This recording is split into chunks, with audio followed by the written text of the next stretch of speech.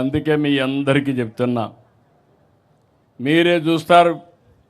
హైదరాబాద్ నగరం 95/2004లో వేసిన foundation, Hyderabad plus Amaravati. Quantum వస్తుంది, ఒకటి కాదు, ప్రపంచం మొత్తం ఇక్కడికి వచ్చే పరిస్థితి వస్తుంది. నేను మిమ్మల్ని ఒకటే కోరుతున్నా, మీరు కూడా ఏమరపాటుతో ఉంటే మళ్ళా సమస్యలు వస్తాయి. అప్రమత్తంగా ఉందాం. మీకు నేను అండగా ఉంటా.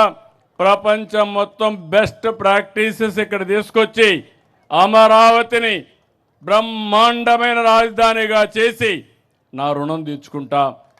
మీరందరూ కూడా సహకరించాల్సిందిగా ఈరోజు నాకు ఎంత ఆనందంగా ఉందంటే, ఎంత గర్వంగా ఉందంటే చెప్పలేనంత గర్వంగా ఉంది.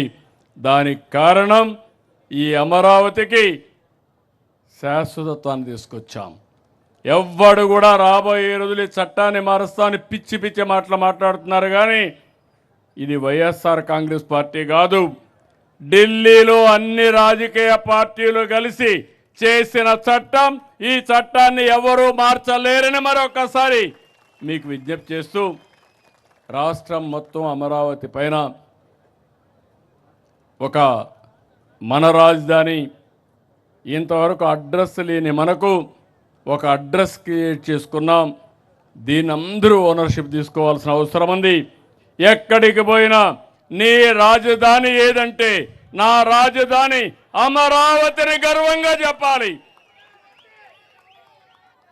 జై తెలుగు తల్లి, జై భారత్, జై అమరావతి.